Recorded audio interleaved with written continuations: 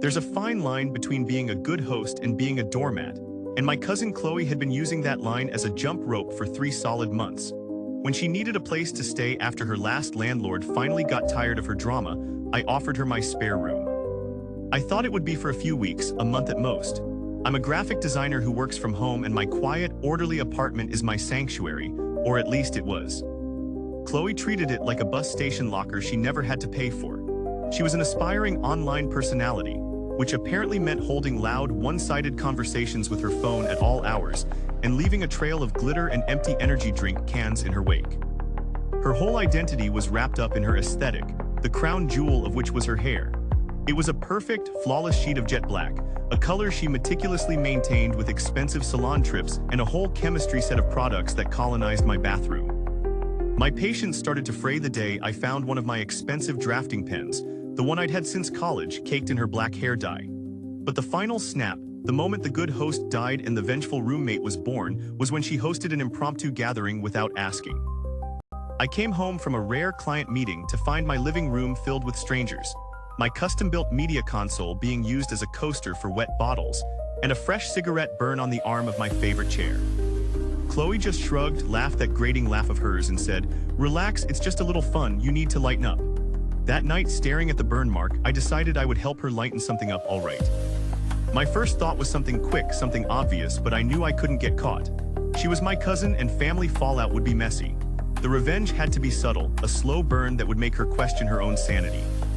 My research began in the deepest corners of do-it-yourself beauty forums and video blogs. That's where I found my weapon of choice. It wasn't just one thing, it was a symphony of destruction. I learned that high doses of vitamin C can act as a gentle color stripper. So I bought a jumbo bottle of tablets, the chalky orange-flavored kind, and spent an evening with a mortar and pestle, grinding them into a fine, pale dust. I added baking soda for grit and a healthy dose of salt to act as an abrasive. The final ingredient was a splash of cheap, harsh clarifying shampoo I bought from a dollar store. The target was her prized 700-milliliter bottle of imported, color-safe, ultra-moisturizing black hair shampoo. The one she said was the only thing that could touch her masterpiece. One evening, while she was out, I carefully poured about a third of her expensive shampoo into an old bottle to save for later. Then I funneled my powdered concoction into her bottle, topped it off with the cheap shampoo, and shook it until it was perfectly blended. I even used the saved shampoo to top it off so the color and smell at the very top were unchanged. I placed it back in the shower exactly where she left it, my heart hammering with a cold, thrilling calm. Now all I had to do was wait.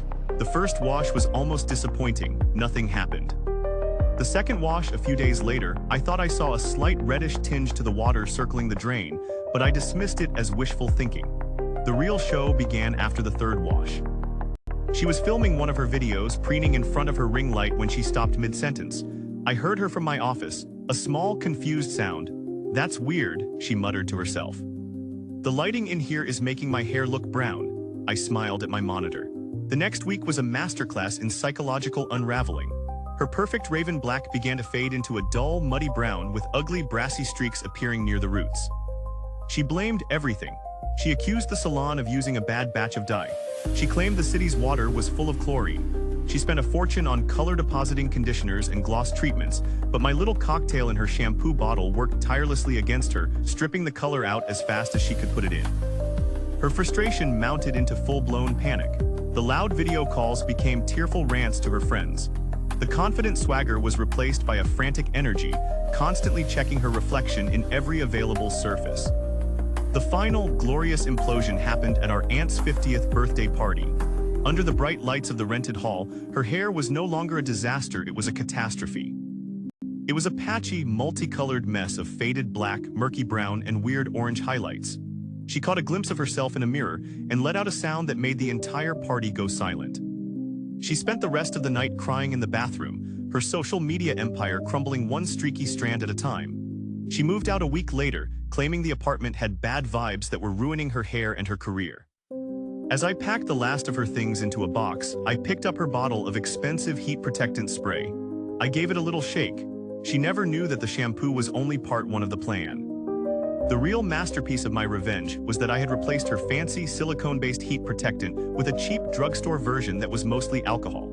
For 3 months, every time she used her flat iron or curling wand, She wasn't protecting her hair, she was slowly, methodically frying it from the inside out. The fading color was just the beautiful, visible symptom of a much deeper problem I had created, ensuring that even if she ever figured out the shampoo, the true damage was done, untraceable and absolute.